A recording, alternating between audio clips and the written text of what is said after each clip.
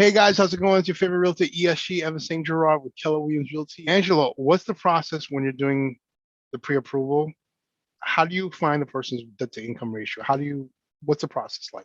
Well, that's really a great question. And one of the things, it's probably the most pivotal when you're purchasing a home.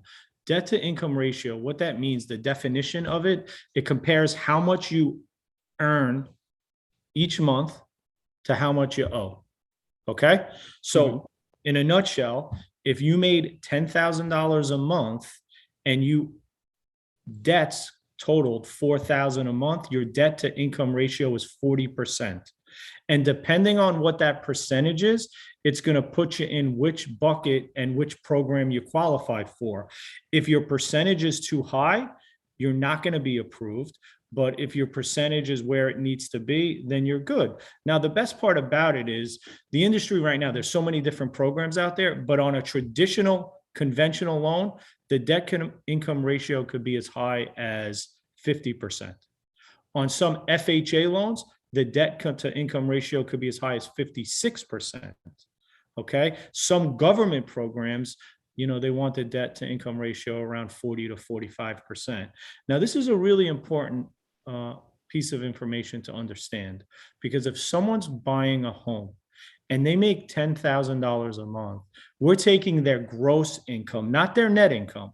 So just because you qualify hypothetically for a payment for $5,600 a month, that might not be the best thing for you. So one of the things we do with each client is we do an itemized worksheet on their budgets and expenses. So what I have all my clients to do is, even though I approve you for a debt to income ratio, I want them to write down, because it doesn't factor in living expenses, gas, day-to-day living, all that other stuff. A big one that comes up a lot is child daycare. That's not Yeah. factored in. Cell phones, gas, heat. So what we have our clients do is write all those numbers down, and then they could see if they're going to be able to make that payment. So one of the Well, things I would say is, just because you qualify for something doesn't mean you should always take it. another reason why you would want to do something like that is pretty much you want to see, hey, this is what I make. This is what my mortgage could be. Do I feel comfortable with this? Am I going to be living a regular life basically with this mortgage, or am I going to be struggling and I'm sorry, I might have to eat ramen basically for a couple of months. Is this something I want to do? So you want to know that before you get involved in anything else. Yeah, no, that's very, very important. And a lot of time with debt to income ratio, once we finish the worksheet out and we show the clients to say, hey, after all the expenses are done, you have $2,000 a month extra. Is that enough to live? Some may say yes, some may say no. On the flip side, you may show all the debt to income expenses and say, wow, I have an extra 4,000 a month. This is great. But also, sometimes there's other family members or other income coming into the house that we like to put on the worksheet, though, even though the buyer that's getting approved may have only $1,000 left after the debt to income ratio, but their spouse, their mother, or someone else in the house may be contributing, and that's an extra $2,000, $3,000, $4,000. Then it makes a lot of sense. And the best part about it is, after we finish those worksheets, the clients feel so much more comfortable purchasing the house, because they want to be, and we want them to be successful, not just to purchase the house, but to own it for 30 years, Well, that's the important thing. In order for you to do that, the client has to be honest, open and honest, basically with their finances. You have to get real, like I like to say, get real. These are where our numbers are. Put everything on the table in order to do what we can do to help them. Put everything on the table, and we'll come up with a plan. Basically, here's your best course of action based on what you're giving us, with the information you're giving us.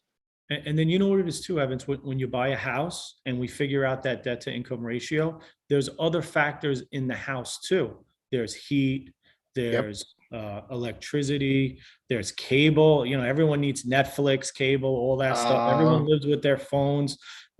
Sometimes there's damages to the house and you have to have a repair budget available. yes, I'm glad you So, brought that so, up. so with the debt to income ratio and the worksheet with the clients, once they finish that and we say, okay, I own a house. What are some of the expenses of owning a house? You got landscaping, electric, utility, I could go on, so on and so forth. And But the you, point is we do all that. So they're comfortable when they buy that house, they know what they're getting into. it's an all we do the service basically for the whole gamut. Basically, you're getting the house, you're gonna know exactly what you're paying monthly, and then you also want to know, hey, you know what? I might want to set aside a budget for anything. Stuff happens when you're a homeowner. Stuff happens all the time. You unfortunately, if you have kids, they're gonna put the wrong thing in the toilet, and the toilet's gonna be stocked up, and you might need a plumber. You might the heat might go out. There's all kinds of stuff that's gonna happen, but you need to have a budget set aside so you know, all right, in case of emergency, I have money for this as well. Yeah, and things happen on houses too. Things Yeah, happen, and we need to have that available. So debt to income ratio, super important. It means how much your gross income is to your monthly expenses, and that's the figure that lenders use to figure out if you qualify full income and for which programs and so on and so forth. now when you say which programs, we're talking about what exactly? Okay, so it's a question that we have a lot. What program do I qualify, right? So as a first-time home buyer or a new buyer, they're not really educated on the different products and programs a lender has. So really what my job is to take a detailed application in the beginning, figure out their credit score, their debt to income ratio, all that good stuff, and then address every program out there, talk to them about the pros and cons of each program, and then let the client decide what's the best course for them. I'll always give my opinion, but my job isn't to tell them what to do. My job is to educate them on all the options out there and let them make the decision for them. But the best thing is, having that consultation in the beginning, like Evans, we always do every time with our clients where we sit down with them, we discuss all their options, and then we decide what type of loan is available. And in this market, there's a lot of different types of loans. Yeah, the better you're educated on these things, the better you can make your next move, whatever that is. The other thing is, because of the times that we're in right now, you can do face to face if everybody's comfortable with that, or you can do what we're doing right now through Zoom. There's many options. And I know you guys take applications over the phone as well. Yeah. So there's many options out there. So you just get in touch with a lender.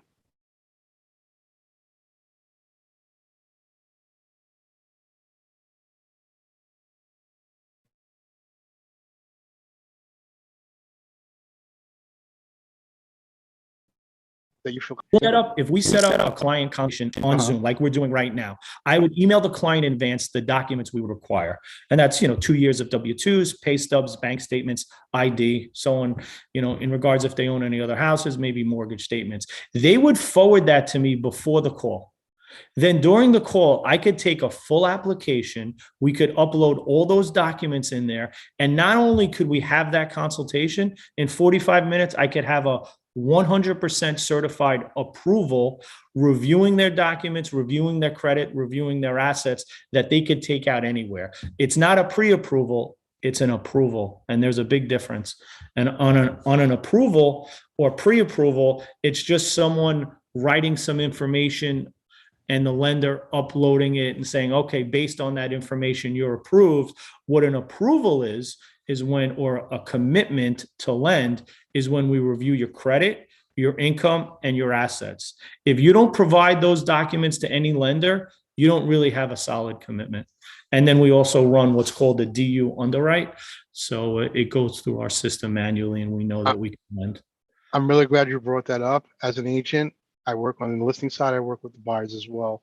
It's really important that all this stuff is done because basically this is a very, very, very competitive market, and you need to have all these. Basically, this is what's going to show you in the best light to the selling side. You also want to have a loan officer who's reachable, because when I'm putting an offer together and I'm sitting over to the other side, I want to make sure I have everything, all the information that the buyer has, whatever their financing, put all that together as a report and send that over to this other side. And I also CC my lender on that to the other side so they can have a conversation. If there's stuff that needs to be explained, the lender should be able to explain that to the other side. Right. And one thing on, debt to income ratio, one more time, even though a lender sometimes can approve you for a property, co-ops in New York is very popular in the city. They have their own lending and debt to income ratio guidelines. So it's not only important for you to get approved by the lender, but it's also ultra important that you understand what the debt to income ratios of each co-op is and you meet those guidelines. Each board is going to be different. So usually if you're working with the right agent, they're going to let you know, hey, you know what?